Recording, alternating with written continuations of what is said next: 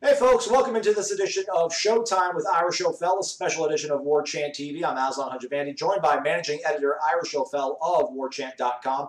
If you're not a member of the Ultimate Seminoles Sports Source, use that promo code Warchant30. It'll get you 30 free days over on Warchant.com. You get all of Ira's insight, Corey Clark's great columns, Michael Langston's recruiting updates, and the great knowledge of Gene Williams, our founder and administrator. And you also get to ask the questions that are going to happen on the show here for Ira. So we got a whole bunch of questions, Ira, like 3 dozen, maybe even more. But before we get to the questions, let me ask one, and then I'll let everybody else take over. What are your thoughts going to the Louisiana-Monroe game? And I guess just how crazy, or maybe that's me being dramatic, but what kind of week has it been for Florida State and Willie Taggart, would you say?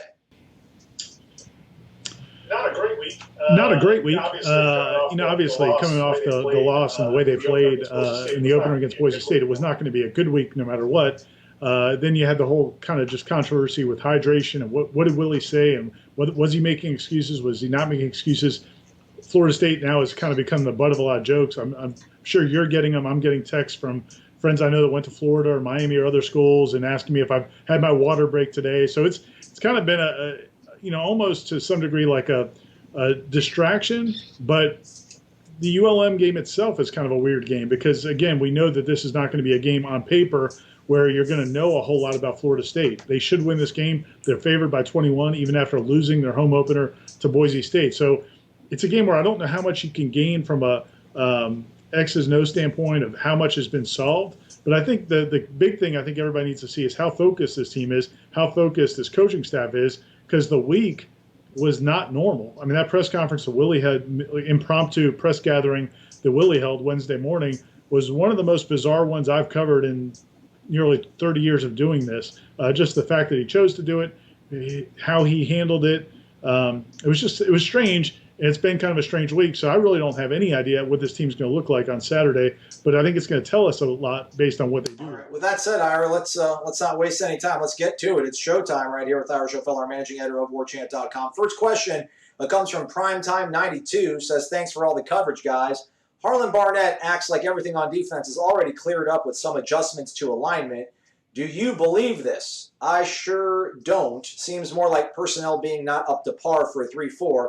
When Bama runs it, they've got 245-pound inside backers. Our guys seem too small for it. I guess my real question, Ira, is who would win in a Ira versus Corey wrestling match? I'd win that easily. I mean, I think he'd try to wear me out moving around the ring, but if I ever got my mitts on him, I mean, it would be over. As far as Harlan goes, I don't know. I don't. Here's the thing. Everybody wants to say that it's a scheme. Well, some people want to say it's a scheme, but I don't know if this defense will be any better in a 4-3. In fact, we saw this defense last year, and it wasn't very good. So I don't know that the scheme is that big of a deal. And as far as alignment goes, guys were out of alignment. But at the same time, you can make plays from being out of position as well. I mean, it's not like, oh, we lined up incorrectly. We can't stop the guy for 20 or 25 yards. So it's I just think it's guys who are supposed to be good football players who are not playing like good football players. There's something getting lost in the translation between what Harlan Barnett and those defensive coaches want those guys to be doing and what they're actually doing on the field. I would assume, we know Odell's a good football coach. I would assume that Harlan Barnett and Raymond Woody and Mark Snyder know how to coach the fundamentals of football, just like you'd see at any level. Something's getting lost in the translation. Either these guys are refusing to do it or the coaches aren't teaching it well, but it's clearly not working. And I don't know if I really care that much about scheme at this point. A lot of it's just fundamental tackling and coverage. Next question, Ira, comes from Old Florida Seminole. Based on what you guys have seen so far in practice and being around the team this season, do you think that Alex Hornibrook will see a steady increase in playing time the rest of the season or eventually become the starter? Thanks for what y'all do each day. What do you think, Ira?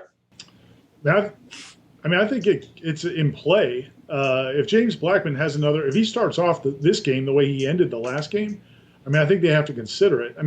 There's no doubt James Blackman's he's got better physical tools, but something was going on in the second half of that game.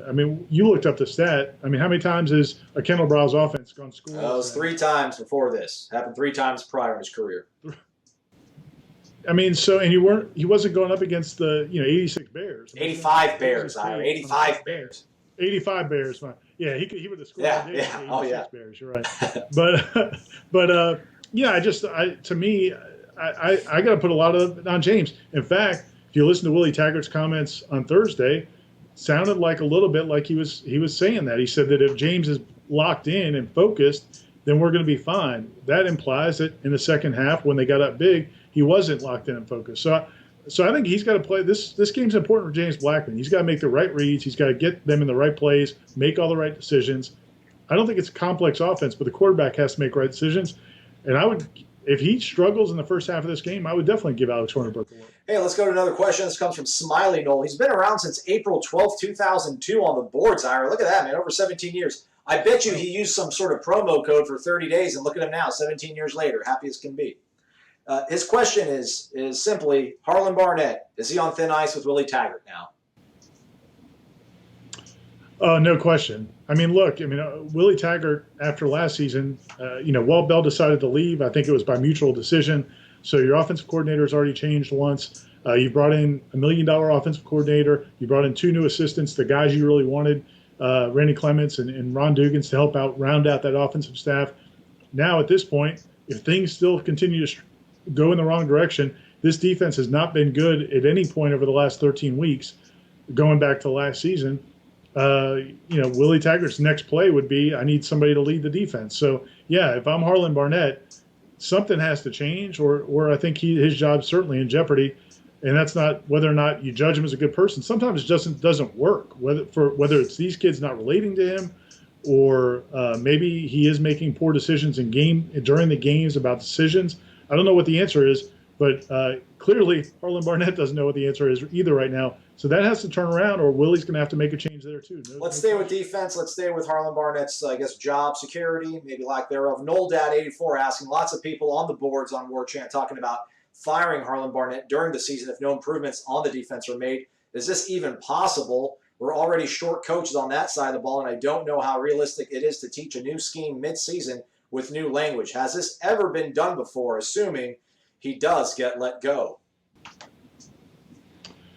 I mean, it's not likely, obviously, that you would bring in somebody from the outside and bring in new schemes or anything like that. I think the only possible alternative, if you were to hire somebody from the outside during the season, I think it would just be to clean up what you're doing right now. You're not going to change everything. They've been working on this defensive stuff back since the first day of spring practice.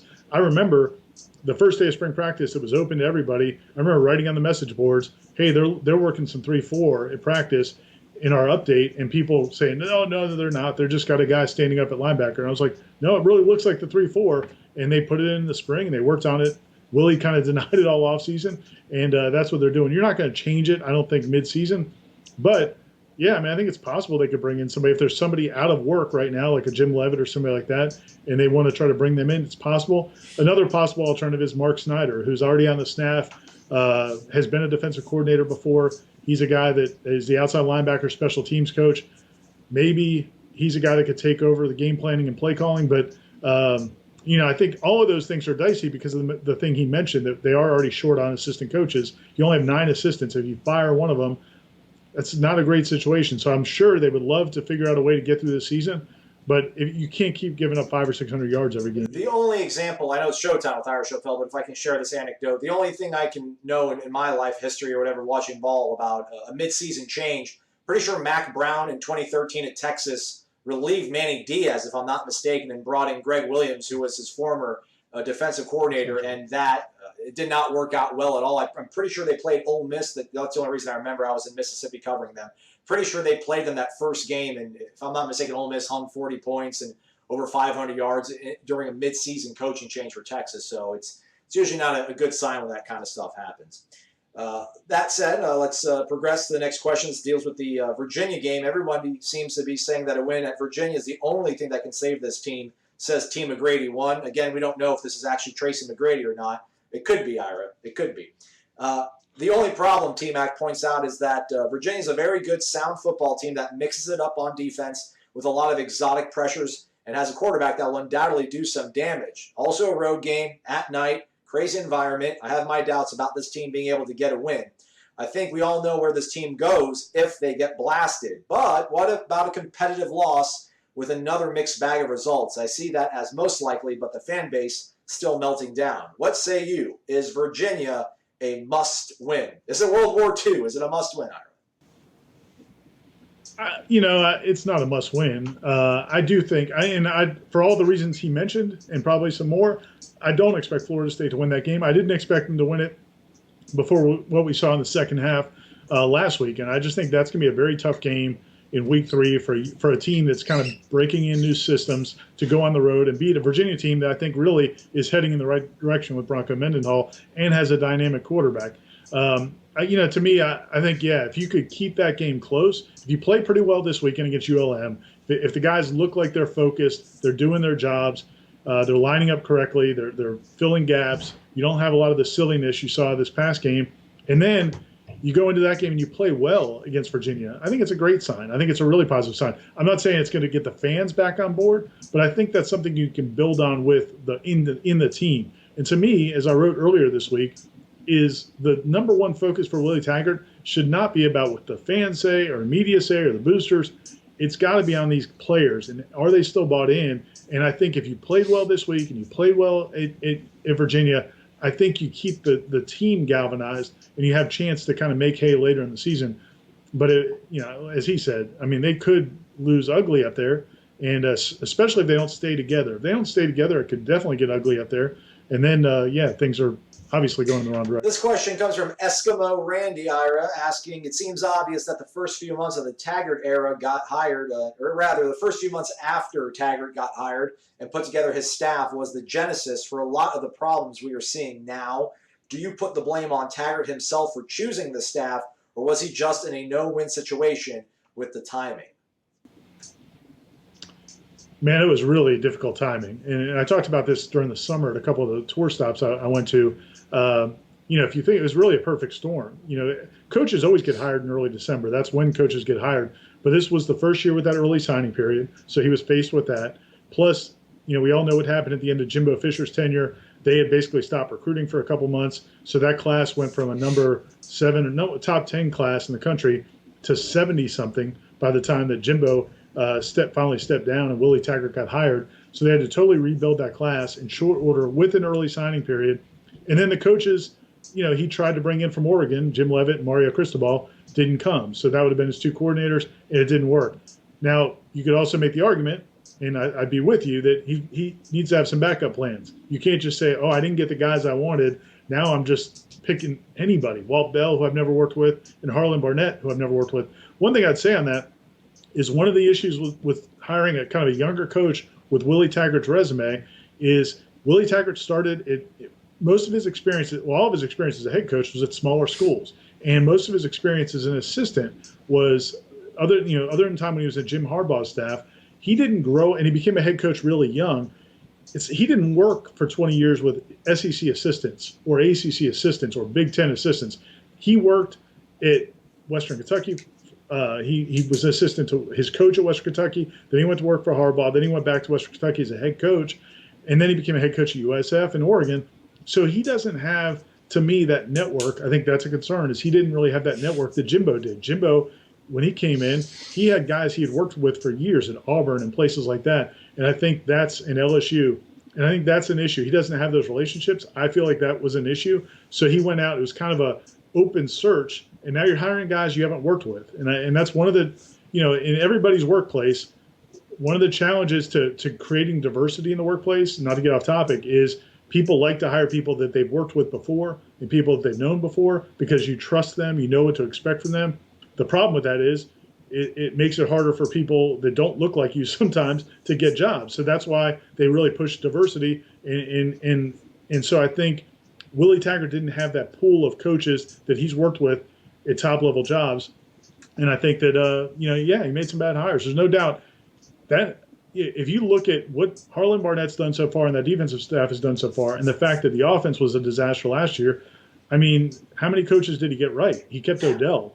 Maybe there's a couple other ones that maybe the verdict's out on, but it could not have gone much worse, his initial hire. Next question. This comes from Noel Toll. Does switching to a 3-4 defense seem counterintuitive based on the players we have on roster?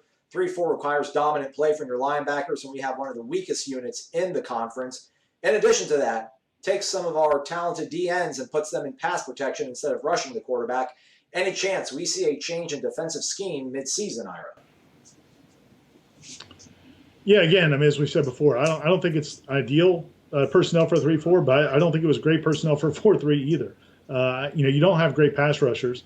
I think one of the ideas of going to the 3-4 is you get Amari Gaynor or Leonard Warner, two guys they really like at linebacker, get them on the field, which you wouldn't if you started two defensive ends. You'd have Janarius Robinson on one side, probably Josh Kando on the other side. This way, you have those two guys rotating, and then you have Warner and Gaynor rotating on the other side. The middle linebackers, I think that second middle linebacker position is not very big, whether it's Jaden Woodby or DeKalen Brooks, so that's an issue. But it's not like, Dontavius Jackson's got a little more size. It's not like he's playing great in the middle either. And the guys on the edges, have been kind of hit or miss. So my point is, I don't know if the scheme would change anything. I think some of these guys that you're not happy with in the 3-4, I don't think you'd be happy with them in the 4-3. I just don't think these guys are playing good football. Now, whether or not they were totally misevaluated and shouldn't be in Florida State, or it's just they're not connecting with the coaches, I can't tell you that. I don't know how to define that. But they're not playing good football, and they didn't play good football last year either. Another question here from Enol_2000. Ira, a couple of weeks ago, Mickey Andrews did a video interview in which he made a pretty telling observation. After one of the fall camp practices that he attended, now I'm paraphrasing, he told the team he did not see them practicing to the level of intensity that you would expect an elite level program to be preparing at. I know Coach Andrews still cares about this program and is telling them to light a bit of a fire underneath them in order to get them to prepare with that dog mentality. I know you're limited to what you can witness during practice, but do you agree with him based on what you were able to see? Yeah, and I actually went back and I saw Enol's question, and it was Enol, right? I saw his question, so I went and watched the video. It was an interview with James Coleman, who used to play at FSU. He did an interview with Mickey a couple weeks ago. I hadn't seen it before. But, Mickey made the comment that he told them after practice that if you don't keep playing, if you're practicing like this is not the level you need to practice at to play, the Floridas and Miamis and the top echelon teams. And that doesn't surprise me. I mean, I don't think Mickey Andrews I covered him probably for about 10 years or so. I don't remember him ever walking off the field and going, man, that was a great practice. If we just practice like this, we are golden. Yeah. I mean, he's one of those old school coaches that it's never good enough. Willie Taggart, at least publicly, takes a different approach. And I mean, you and I are out there every day, Aslan. Have you, in the year and a half we've been covering him, how many times has he come up and said, man, the guys just didn't bring it? No, I think that might be a question even further down the line here. Yeah, it's always a positive spin. He's rare. I've never heard him be critical about effort or intensity of practice. And I'm not saying he's not out there. I've heard stories that there have been times where he has gotten onto the guys. But yeah, you can't watch the way they played in that game and watch the way they played last season and feel like, man, that's a team that must have just tremendous practices. And I really don't. What I don't get is about this defense, and we've talked about some, but seemed to be very little concerns coming out of camp about the defense. The players were super confident. If they've been getting beaten down by the coaches or been getting exposed by the offense in practice, you would think that they would have been a little bit less confident. You would have think that they would have been a little bit more concerned going into that game. But they just seemed to be on top of the world, and I don't think it was an act. So to me, either they're not being pushed or put in positions in practice to really get tested, or they just looked like a completely different team on Saturday than they did all of preseason camp. History tells us that's not usually how it works. So you start to wonder, are they not being tested enough in practice? I mean, it's fair to ask that. It's hard to know because we're not. Willie also always talks about practicing like a pro and, maybe not being as physically demanding as one would expect. They do a lot of thud, but then again, didn't Jimbo do a lot of thud during practice, Ira? Yeah, I mean, and he went back and forth a little bit, and again, back to Mickey Andrews. Mickey Andrews wanted to tackle. He would have tackled every single day in practice. Jimbo cut a lot of that out. But it seems like this group, might be doing less. They hit a lot. Now, I've heard that from numerous people that have been at practices, former players who've been at practices, just administrators, different people, they hit a lot. I don't think it's a lack of physical contact, but to your point, they don't tackle to the ground very often. Willie, in fact, gets mad at them if they do. So, that could be an issue as well. Laban, I don't know how to pronounce this. Aslan, why do we keep sucking? Signed FSU Nation. I don't know. I would put in for a job if I knew. Next question comes from ATL SF Knoll. From what you've heard, does Coach Harlan Barnett think of his defensive philosophy as bend, don't break?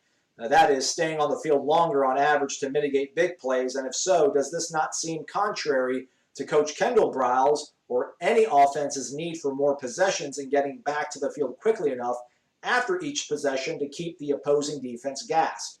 Would Barnett agree the bend, don't break, gassed out defense this past week, or would he agree that the bend, don't break gassed our defense this past weekend? Yeah, the whole, the thing with bend but don't break, he's never said that. I wrote it. I mean, other people have probably said it as well after seeing them play.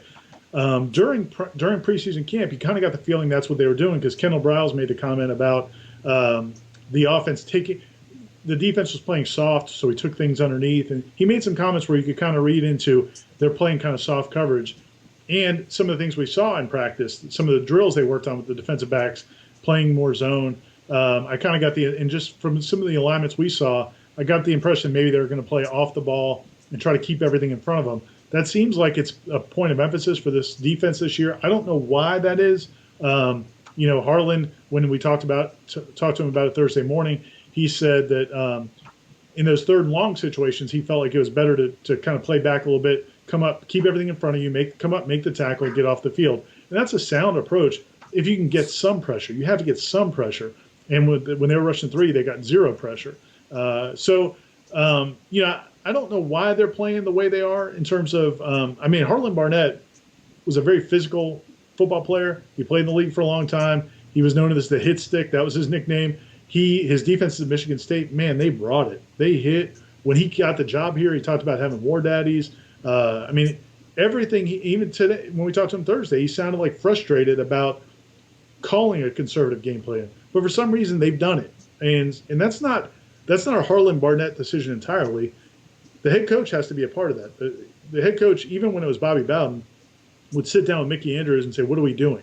Now, he wasn't going to tell Mickey what to do, but he knew what the plan was. I think this is part of a plan. I think this is what they wanted to do defensively. I think that they didn't want to get beat over the top. I don't know if it's just concerns about safeties. I don't know what it is, but this was a planned approach. I think they want to play a little bit softer, but bring pressure. The problem is when they don't bring pressure, it's a disaster. So I wouldn't say this is what Harlan Barnett wants to do, but it definitely seems to be, because I don't think that's his makeup, but it seems to be what they've decided to do with this defense. We'll see if they Speaking of changes, Ira, Island Chief asks, who are we most likely to see go up into the box? Coaches in the box have some history here.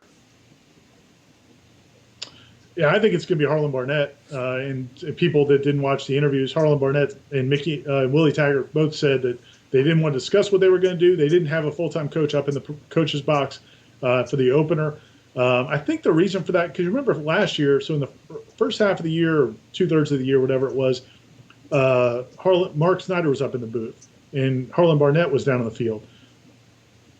Harlan then decided he wants to be, he said he's more comfortable up in the booth, so then he went up in the booth. Mark Snyder came to the field, and Barnett would make the calls in the headset, and Snyder would signal him in, and that's what they would do.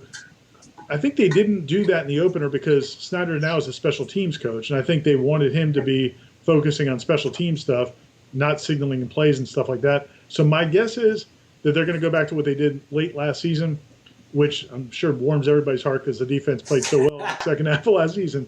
But Barnett, I think my guess is Barnett's going to go back up to the box, and Snyder will be on the field signaling plays. Maybe they'll get somebody else to help him get the special teams guys organized.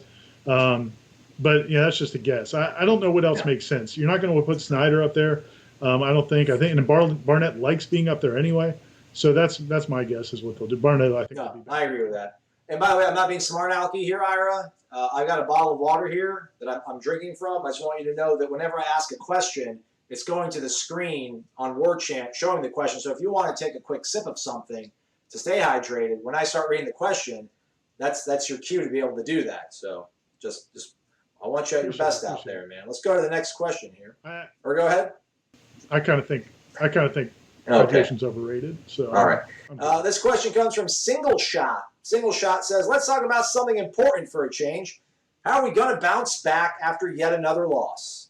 How do we stack up against Florida? Anyone attending this rivalry game? Castellanos only has 1 goal over the last 3 games. Has anyone even talked to Krikorian about these things? We drop this one. It will be the first time in his career we lose 3 games in a row. Finally, a real question that the world wants the answer to.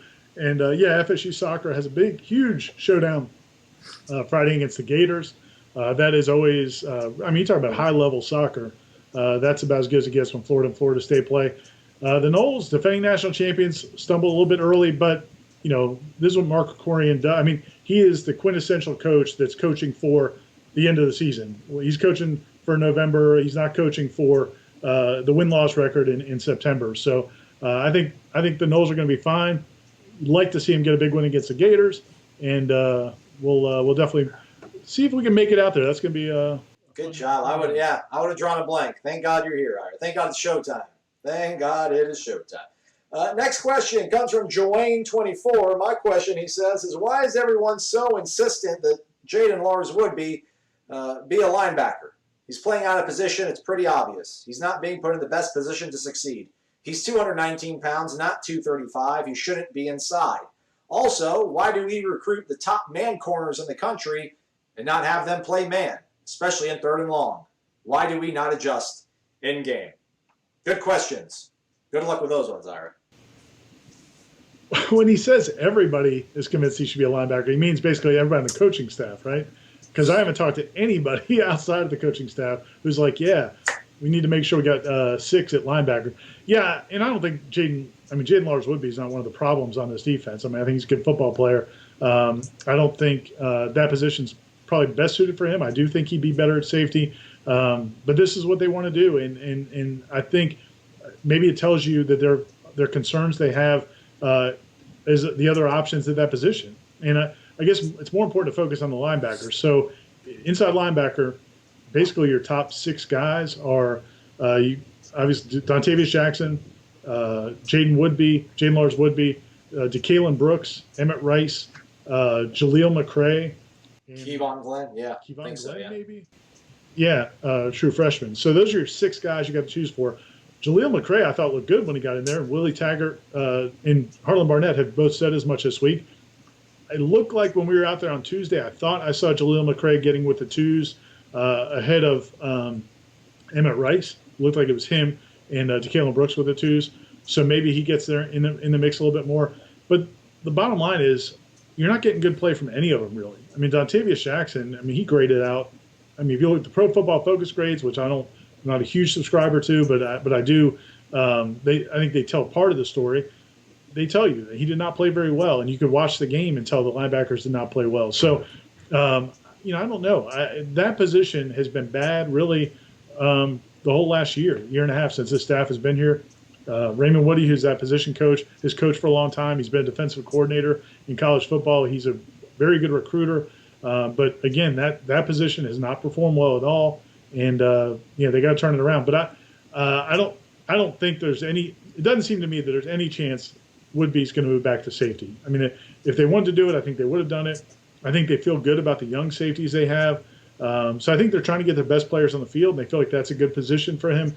But yeah, I would say this. One thing a lot of people have criticized linebackers for is not triggering, not being more explosive, especially against the run.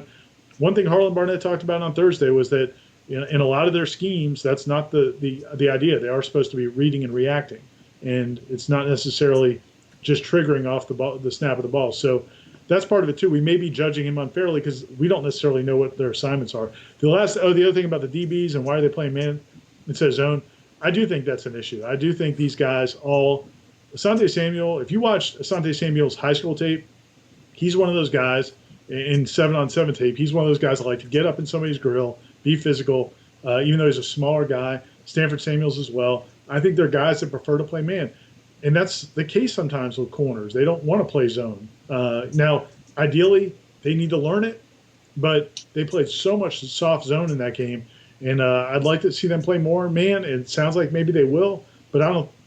At best maybe it'll be balanced. Last week it was obviously much more skewed towards zone. Hey, we've gone a couple questions without talking about the quarterback.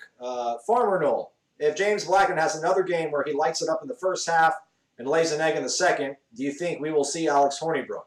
And if we do, and he lights it up, who starts the next game? Well, I mean, I think if Hornibrook gets a chance and does well and the offense moves well, yeah, I mean, I think he would get the chance. I mean, James, again, it's not like he had a bad game. His numbers were solid. In his first half, he looked really good for the first 90% of the first half. But it's not like he's got a year of starting at a high level that you can't make a change. I mean, I think that was the thing with DeAndre last year. Willie was really reluctant to make a change because I think he felt like DeAndre, it was clearly his team before he got hurt. I don't think, it's not really the case here. So I think if things aren't going well, there's so much pressure on this team to perform and perform well soon. If Hornibrook did well, yeah, I think they would have to stick with him for a little while. There's no guarantee he would, though. I mean, there's nothing we've seen in practice, the limited practice we saw where you said, oh, they've got to start that guy. Now, maybe if he makes all the right decisions, then it gets the offense going. But I think they'd prefer Blackman to turn it around. But if he doesn't, I think they definitely would give him. Yeah, can I ask you something, Ira? Can I ask a question? Yes. I was a subscriber for a while before I joined. Man, I guess I don't think I'm biased towards the kid. I don't know. Maybe I am. Why already do people want James Blackman or identifying him as a potential problem of this offense? When I don't think anybody, I don't know if it's because the offensive line was just so bad last year, but it feels like nobody really wanted to see DeAndre be benched until, I don't know, well into the season, late October probably. It seems kind of odd to me that is 2017 lingering in people's minds when they think of James Blackman? Well, what is it? I mean, that's possible. Obviously, DeAndre did have, I think, a little bit more equity in the sense of success as a freshman. I mean, at the end of his freshman season, was it retro freshman season? Yeah, at the end of his retro freshman season, when they beat Florida and he's up there with Dalvin and DeMarcus, I mean, it felt like if you had asked people, I think at that point in time, is he going to be kind of the guy on offense going forward? And most people would have said yes. I mean, it felt like he was taking over that team. James has never had that moment, and so I think that's part of it. And I don't know. I don't know that it's fair to question him, but it looks so bad in the second half, and you just have to assume that that's not all on Kendall Briles. So it may not be fair, but I think the other thing is everything. You knew Willie had a pretty wide berth last year. It was his first season. There was not necessarily any pressure to win or else every day. After what happened last season, I mean, I think there's a lot of pressure on the staff to deliver, and so I don't think they can take a wait-and-see approach. I guess that's probably the other reason. He already asked a question, but he's got another one for you. Old Florida Seminoles says, was at the game on Saturday, and there looked like there was some friction between Coach Taggart and Coach Briles on the sideline. Also, some comments Taggart made this week makes it seem like they disagree a lot or have friction. Any details you might have or can discuss on this? You know me, Aslan. I've got the binoculars out. I'm trying to keep an eye on the sideline. I didn't see any friction between them. I did see them talk a few times, especially in the second half as things weren't going well. Willie went over to Kendall a few times between series and kind of talk about some things and make the hand gestures they do with players as far as using their hands to demonstrate what they want to do. But it all seemed very amicable from my viewpoint with the binoculars. It seemed like Willie would talk, Kendall would listen, take it under advisement, and then go about his business. And as far as Willie's comments this week, I don't think he was necessarily critical of Kendall, but Willie is going to say he's pretty transparent when it comes to, like, coming out of a game, we should have done this, I wish we had done that, we need to do more of this or that. And that's what he said. He said he wanted to see Cam get more touches. He wanted to see some a little bit more of the running game. I think he felt like, especially in the second half, they went away from it. I don't know if that's necessarily true. I think you can look at the numbers different ways. The bottom line is they have to have success on first down. That's the biggest problem with this offense. If they don't have success on first down, they're pretty much screwed because they're not going to be, if it's an obvious passing situation, this offensive line is not going to be able to block anybody. And so they have to have success on first down. And once they stopped having success on first down, it was over. So, but I think the relationship's fine. And you just they got to have some success. Doc Candy 15. Give me a prediction, Ira. What will the differences be between what we see Saturday compared to the Boise game in the offense, defense, and special teams? Or do you not see much of a change with a, quote, weaker opponent? I think the offense will play well. I would think the offense will play well. I'm still not expecting much of a difference from the defense. I mean, we'll see. ULM's got a decent offense. They've got a pretty good quarterback who's got a lot of experience. They've got an experienced offensive line. So I have a feeling they're going to have some success, especially if Florida State's defense doesn't take them very seriously, which we have to see. Last year against Stanford, it was awful in this similar situation. I'm not expecting the defense to play really well. I do think the offense will put up a lot of points. So I think, Florida State's going to win the game. I think that it's going to be a little bit more higher scoring than people want, especially on the defensive side. So from that standpoint, I think you're going to go into Virginia with some of the same concerns, but maybe feeling a little bit better about the offense. How about this one? Bry Lang. Hello. Thanks for the work you do. I do not post often, but do have a question.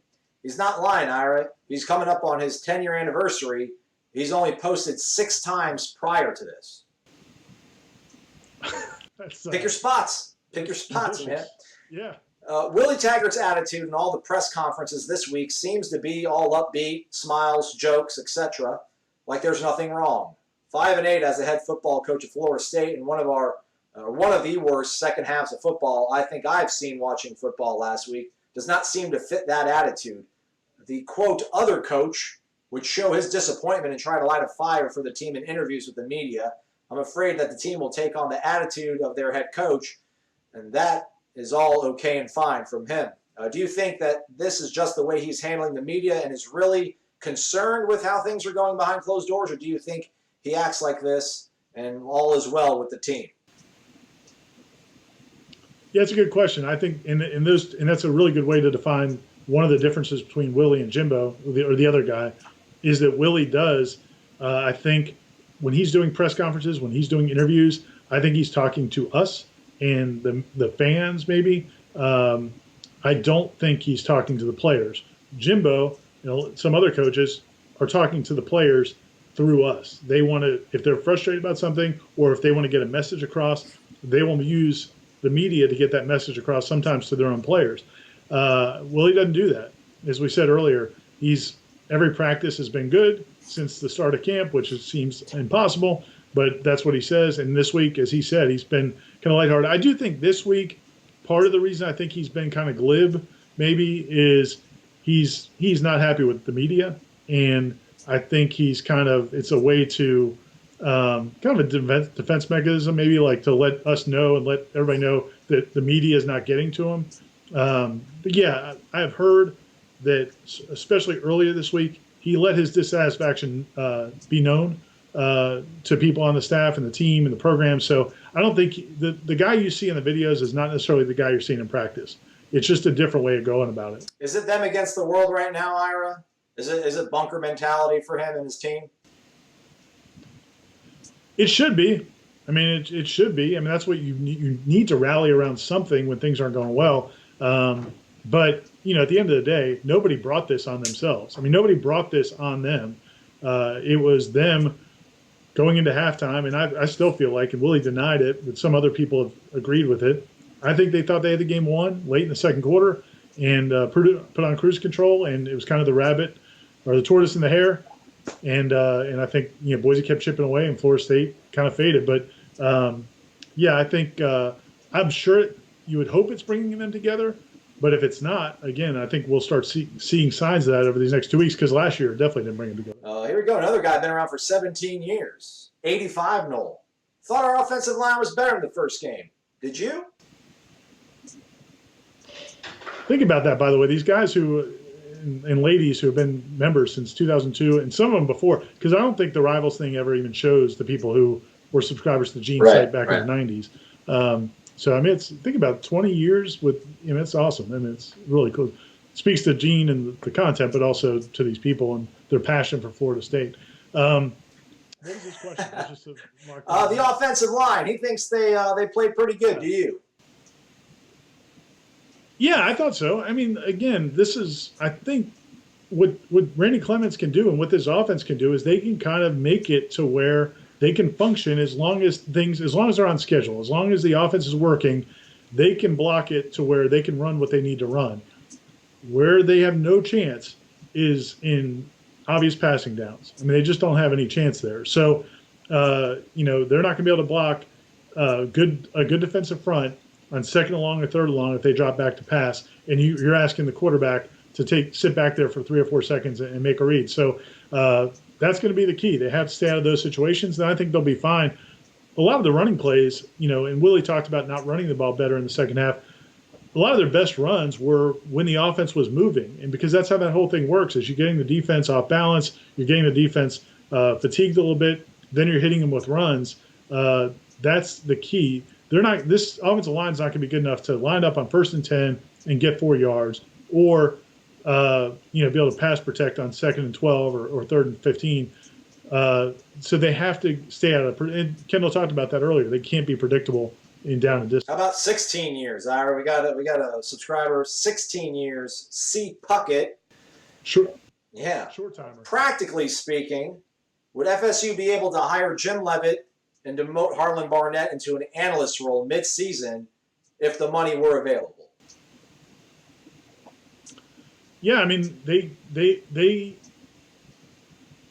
think it's possible.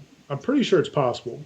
The reason David Kelly couldn't go to an analyst role is because he hadn't been a full-time coach for 2 years, on the field coach for 2 years, and that's kind of what that rule is. So I think they'd be able to, but man, you talk about a tough sell. I can't imagine a scenario where Harlan Barnett would go from defensive coordinator to an analyst role and be a productive employee. Not saying he's not a professional, but I mean, how many of us would be able to handle that? It would be tough. I think that would be a tough ask. I think if Harlan Barnett was not defensive coordinator, he'd probably be given a check to move on down the road. But yeah, Leavitt's a possibility. It would be the only other, again, they could bring in a defensive coach if they got rid of David Kelly, because he's kind of taking up that other position. But yeah, I think it would be hard to keep Barnett on the staff and bring in somebody else. Well, we got another question about that. ATL Nole 82 starts off with a nice little ribbing. Ira, do you have to wear sunglasses while recording Seminole headlines to help with the glare from Corey and Jeff's head? No, because the room's kind of dark usually. The studio's a little bit dark, but I appreciate the jazz. Jeff does like that studio dark. I remember when it's dark and cold. That's how it rolls. All right, I guess here we go. Florida State comes out, looks mediocre against Monroe, gets swept by Virginia. What changes could legitimately be made midseason considering our financial situation? For what it's worth, I'm hoping we boat race them both and turn this baby around. Yeah, I mean, everybody focuses on the financial situation and the fact that Florida State doesn't have the money to make major changes. Some of the media people, pretty respected college football people, have said that Florida State, there's no way they're going to be able to make any major changes because of their financial situation. There's always a way. I mean, coming up with lump sums of money to make, for example, when things were going poorly towards the end of Coach Bowden's tenure, there were people offering all kinds of money for all kinds of deals for Coach Bowden to move aside. I mean, so if they were doing that for Coach Bowden, you don't think there are people out there who would step up if they felt like if this program's heading in the absolute wrong direction and we have to get a turnaround. So I think the money isn't the biggest issue. The bigger issue is, and with all these positions is, do you think they can fix it? Do you think they can? Because it would be much better if Harlan Barnett fixes the defense. It would be much better if Willie Taggart gets the program going in the right direction. To me, in terms of if things went south here, the first move I think would be defensive coordinator. If the defense continues to play like this, if they continue to play like this, you can't have no change on a defensive staff. I think you'd have to have a change there just to get a new voice. So that would be the biggest thing. I still can't conceive a situation where Willie Taggart was let go or something like that during the season, unless the players it just became untenable. Players are not competing. They're not listening. He doesn't have control of the program anymore, and we haven't seen any signs of that. So I don't think that's in the offing. So as long as everything is kind of at least operating, they're not going to make a change. You don't fire a football coach in his second year as head coach, no matter how bad things are going. Now, at the end of the season, you have to figure things out. But I don't think the money's that big of a factor. If they felt like there's no way out of this without making a change, they'll figure out a way to make a change. Hey, big picture. Why can't Willie's teams close out football games? Asks Crazy Seminole. He's been around 15 years, or perhaps she. Why can't? How many games have they been in where they've had an opportunity to close a team out, right? Yeah. That's a fair question. Yeah, it's a fair question. I think the question, the problem is the two huge come from the head losses, this one and the Miami game. I mean, that's the problem. I mean, that's why people would have that perception. And they're huge. I mean, a 20-point lead on the road and going into the fourth quarter, you lose that game, and then you lose at home up by 18 against Boise State. It's a valid concern. I mean, I think Willie Taggart made the comment from it was either in the postgame, I think it was on Monday, that when you've got somebody down, you've got to learn to put your foot on their throat, and you've got to knock.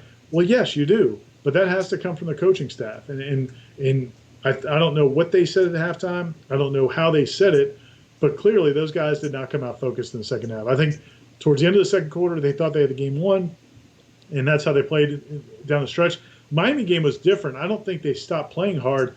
I think in that game, you just had a couple of awful turnovers when you could not have them, and some poor coaching decisions that led to those. Passing on third down, the one thing you couldn't have was a strip sack, and they got it. And then DeAndre gets picked off the next series again. So, I think I'm not going to say it's their fault, but they certainly didn't do anything to keep the players on task in the second half. How about 5 Goldens? Ira, what are the 3 biggest positives you have seen change in the program since Willie Taggart took over? I think you look at the total overall program. I don't know if that's what he's asking or not, but I'm going to take that. I've got a window to jump through, so I'm going to take it. Academically, night and day. The last couple of years under Jimbo, the academics could not have gone worse. Just no oversight in terms of from the football staff. They were letting the rest of the university deal with it, and it was the APR was tanking. Kids were not going to class. It was really a bad situation. So that Willie Taggart's done yeoman's work there, really been invested in that. That's been huge. And that a lot of times that does translate to guys being accountable in other areas. I think another area has been in terms of I would say from a player, again, these are things off the field. So it's probably not fair to focus, because I'm sure he wants to focus, or they want to focus more on the field. As far as on the field goes, there hasn't been a lot of, there just hasn't been really any positive developments other than reversing of earlier negatives. I think the change at special teams coach is a big positive. I think going from Alonzo Hampton, which I think was a bad hire, to giving that to Mark Snyder, I think it's a huge improvement. So I think that's going to be better. But again, that's reversing a mistake. I don't know if you get credit for that. It's not like he came into a bad situation and it's gotten better. He created that situation with a bad hire, and now he's, I think, rectified it. I don't know if there's – can you think of any – I can't think of an area where this Florida State football team is better from what we saw at the end of the 2017 season. I can't think of anything. And they were bad then. I'm not saying that Jimbo left it in good shape. It was in bad shape there. On the field, I don't know if anything's better than it was when Willie got hired. It sounds like I'm ripping him. I can't, I'm not going to lie. I can't think of anything that you would say is better. Can you think on the football field? Linebacker play? Yeah, I guess maybe linebacker play, but negligible. No, I'm saying it's not. It was awful then. It's pretty bad now. Hey, knock on wood. No one's gotten in trouble off the field, really. And I'm not trying to be glib about that. That does count for, what Florida State fans have endured for a long stretch. It's nice to not have to, cringe when you're opening up your Twitter every morning. So, that's a positive. And one of the things Willie has said, during the summer was he feels like that's where things start, keeping kids out of trouble. getting them to class, doing better academically, then everything else falls into place. So that's the theory. We'll see if it happens. But on the field, yeah, I mean, there's not really a lot you could say is better right now than before Willie took the job. Stevie J, FSU 22's got a question for you about coaching changes. Ira, here we go. Has Willie ever changed coordinators mid-season? I Googled it really quickly. I couldn't find anything conclusive on whether or not he's done that. I know he has changed coordinators while he was at USF, but I don't think he's ever done anything mid-season. I don't know. Has he? Do you know that or not? I don't know. I know he's changed coaches a lot after seasons. I mean, if you go back to Western Kentucky, to USF, I mean, Willie Taggart will change out some assistant coaches. He'll change roles. I don't know if he's ever kind of kept the same staff 2 years in a row. But in terms of during a season, I'm not aware of that. Yeah, I'm looking at that. I thought Danny Love might have been an offensive coordinator hire that he made mid-season, but doesn't seem to be the case. Anyhow, back to Stevie J, FSU 422, his question. If you're 1-2 after Virginia and the defense looks the same as the last 15 games under Harlan Barnett, don't you have to make a move? Would not having a 10th assistant make that impossible now? When is Willie going to stop acting like he is tone deaf to the fact he's failing a multi-million-dollar operation and organization, not to mention failing all of these kids he speaks so highly about? What steps has the administration taken to ensure it can protect its organization following another losing season? Wow, this guy, Stevie, are you a Wake Up Warchant listener? Is that where you're getting all this nonsense from? It's a lot to unpack there. Yeah, I mean, does he have to step down against? I mean, if it's a disaster against Virginia, it would not surprise me at all if they made a change, a defensive coordinator at that point. But again, I don't know that there's a great solution to making a change. I don't know how many times you make a change midseason, it gets much better. But I do think from an optics standpoint, they probably would make some sort of change pretty soon after that. And as far as Willie failing, I don't think Willie feels like he's failing the players. And I think that, again, I mean, I think he assumes that, he's got things on the right track and they just have one bad half of football. We'll have to see. Okay. M. Hinton, 18, he's got a question for you, Ira, asking, it's only been 13 games into the Willie Taggart era, but do you guys believe Willie is the right coach for FSU to get back to the top? It's hard to say right now that, it'd be hard to say right now, oh, yes, definitely, the guy's the guy. I would say this, though, there were times during Jimbo Fisher's tenure where I wasn't sure he was the guy and early on. And so, it's hard to say. The one thing I've learned is since doing this for a long time, is a lot of times we don't know when it's going to click. A lot of times the coaches don't know when things are going to click. To me, at some point, those players have to completely buy into what those coaches are asking them to do and then see success, and then things can kind of start trending in the right direction. But the fact that they don't necessarily right now, and I think there are probably pockets of this team of guys who don't believe that this coaching staff is going to get done.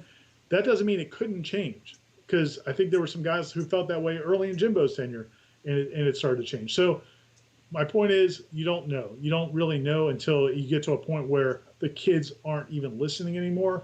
And then at that point, I think it's almost impossible to turn around, and that's when you have to go ahead and make a change.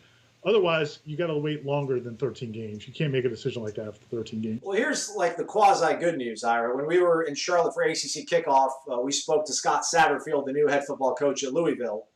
I'm going to go ahead and call him friend of the program.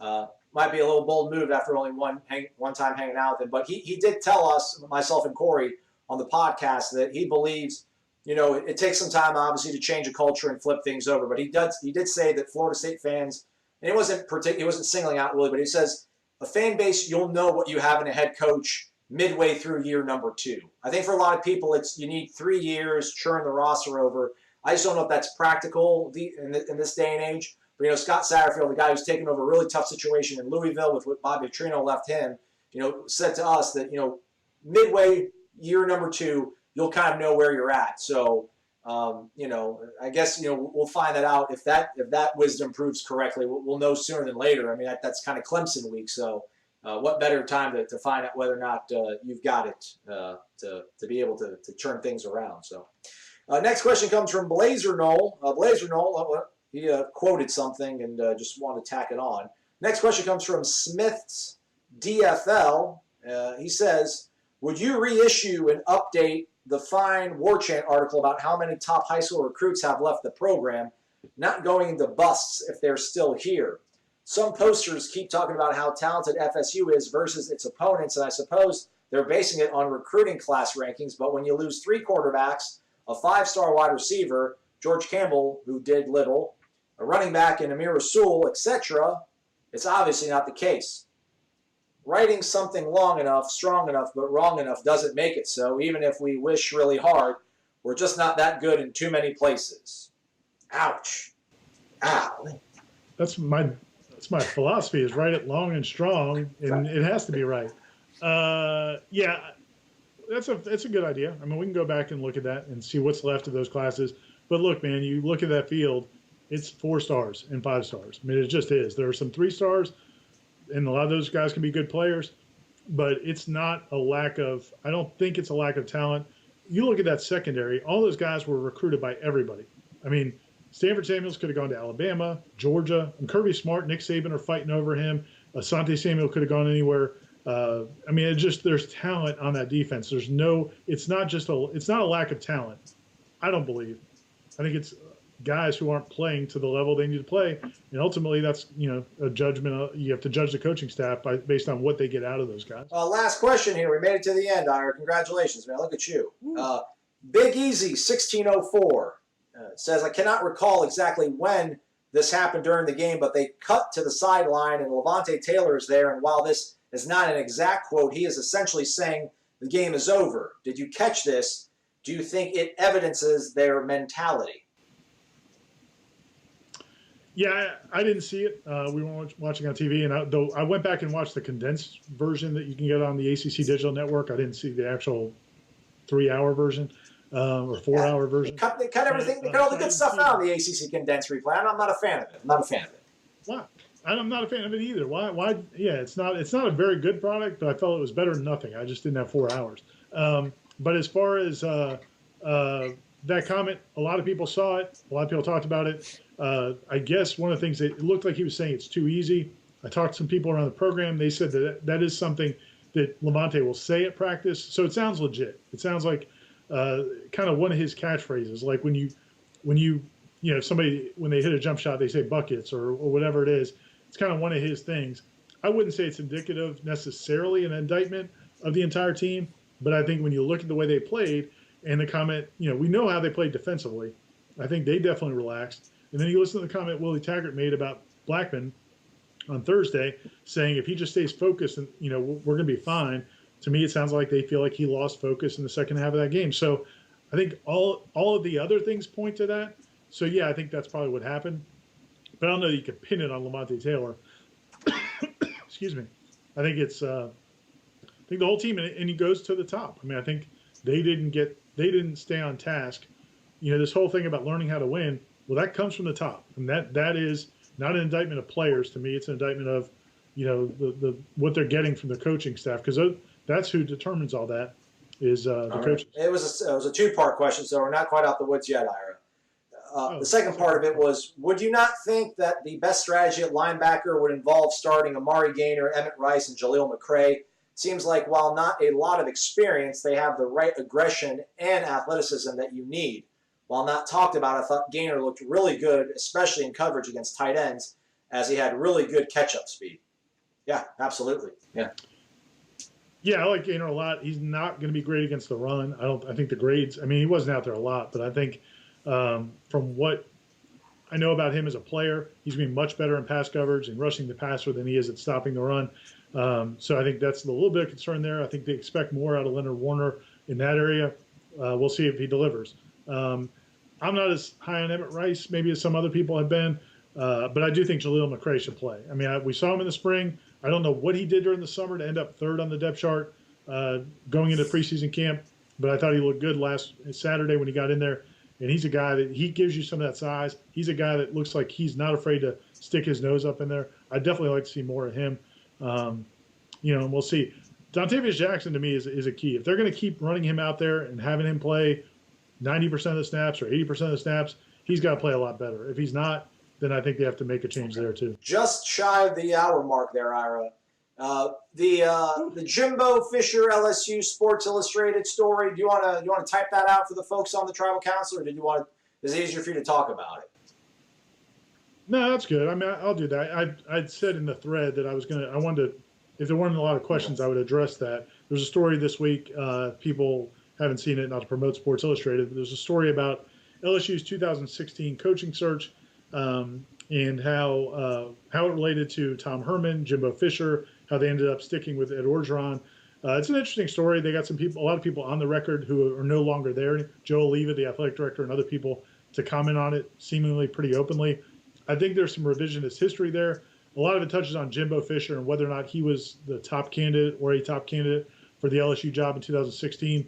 And I've got a lot of thoughts on that. And I thought there's some revisionist history in the story. So I was going to talk about it here, but since we're at an hour, I'll post it on the Tribal Council. So if you're a subscriber, you'll get my take on that in that thread about the LSU situation. All right, excellent. We're gonna probably do this weekly, I think, Ira. Maybe sometimes live on Thursdays. If not, we'll turn around and do something like this that will air on YouTube and over on Warchant on Friday. Again, use the promo code WARCHANT30. I'll get you 30 free days of access to the ultimate Seminoles sports source. Corey's columns, all of Ira's great insight, Michael Langston's recruiting, and of course Gene's breadth of knowledge when it comes to Florida State athletics. A lot of stuff going on the website as we get ready for the Warhawks coming in town, Ira. Oh, of course. Yeah, we got an insider report coming from practice, some notes, some interesting stuff from practice this week, and also because we focus so much on hydration. Also, Corey's doing a story looking ahead to the looking ahead to the ULM game, and they can watch the Warchant report, which went up yesterday, and we've got some recruiting stuff coming as well. So yeah, plenty of stuff, and you get all of Aslan's contributions to the site, video work, and also some written work, and also just his winning personality. Too kind. So come on over. If you're not a subscriber, checks in the mail, Ira. He's Ira Schoffel, managing editor of Warchant.com. I'm Aslan Hutchinson. Thanks for watching, everybody. Have a great one.